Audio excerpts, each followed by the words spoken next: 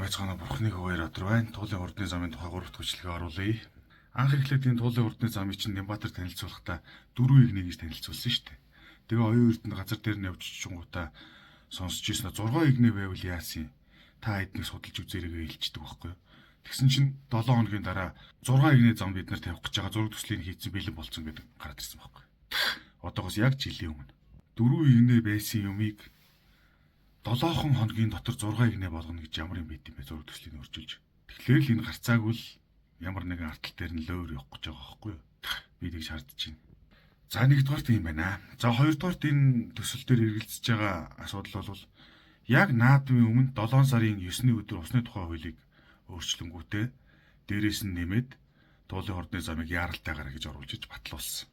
Бид нар мэдэн тийм ээ Монголын бүх лөөрүүд дандаа баярыг дэлгэмдүүлж явдаг. Бүх аллах хэдлэг дандаа баярыг дэлгэмдүүлж явдаг байсан тийм үү? Яагаад заавал гинтхэн 7 сарын 9-нд оруулж ирвэ?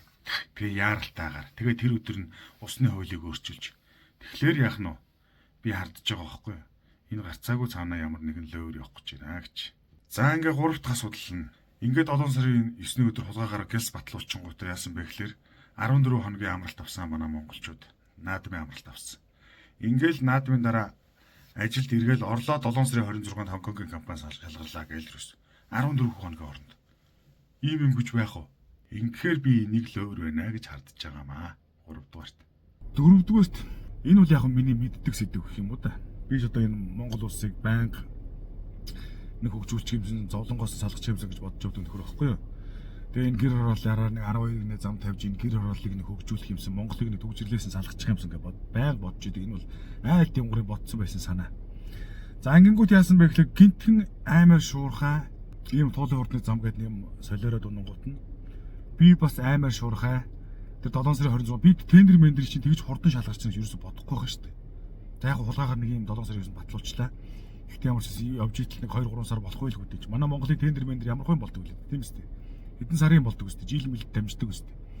Тиймэрхүү юм зүудлээ байжсэн чи ерөөсө наадмын амралтаас 7 хоногийн дараа ингээд тендер шалгарчлаа гэж солиорох орчин яах нь. Би бас шуурхай энэ ажил руу орсон. За нөгөө 12 игнэ зам гэж юм а ярьсан.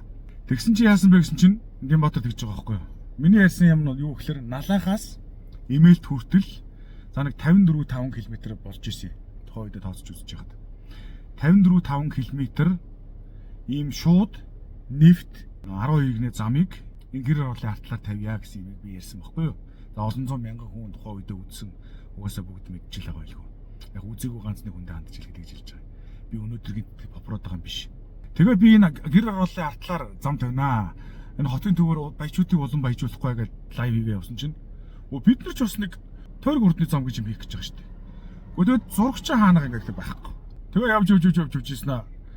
Яруу санд руу нэг 7 хоногийн дараа нэг тийм тойрог зам гэдэг нэгдүгээр тойрог зам гэдэг нэг юм зураг шиг юм гаргаж ирсэн. Тэгээ байж ийсэн аа. Бас нэг 7 хоногийн дараа нэг бичлэг шиг юм гаргаж ирсэн. Тэгээ энэ туулын урдны зам гэдэг чинь анх 24 км гэж хэлсэн шүү дээ. Тэгсэн чинь 32 км болгоод үгүй ялгаа авахгүй наад чи одоо ингээд налахаас имэйлд ортол ингээд энэ зам чи явна шүү дээ гэж реклам зурчлаа гэж хэлж байгаа байхгүй. 24 байсан юм яагаад 32 болчихв? Ингээд Баярбаатар гэдэг нэг хүн гарч ирэл юм ярингууд л хаашаа трансаа нэмждэг юм яадаг юм.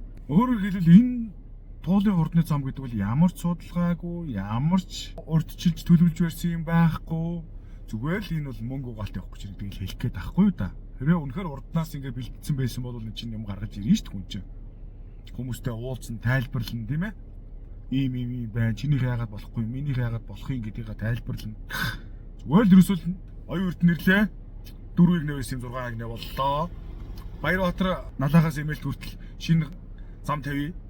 Оо, манайч гэсэн адилхан шинэ зам тавихаар болсон. Одоо энэ 8 км нэмэгдлээ. Энэ бол ерөөсөө гарцаагүй лөөр болох гэдэг гэж би хардж байна. За 5 дугаарт нь мэдээж хэрэг мөнгөнд дүн тийм ээ. Дэлхий дээр байхгүй. Нотлон чинь эн чинь 1 км-д 40 сая доллар гэж яригдчихсэн шүү дээ. Гэсэн чинь одоо энэ жил бас засраад өөрчлөгдөнгүүтээ километр нь 20 сая доллар туулын урдны зам. Тойрог урдны замын өртөг бол 40 сая доллар гэж байгаа байхгүй. Юу гэсэн ч үгүй. Амар бурхан байна.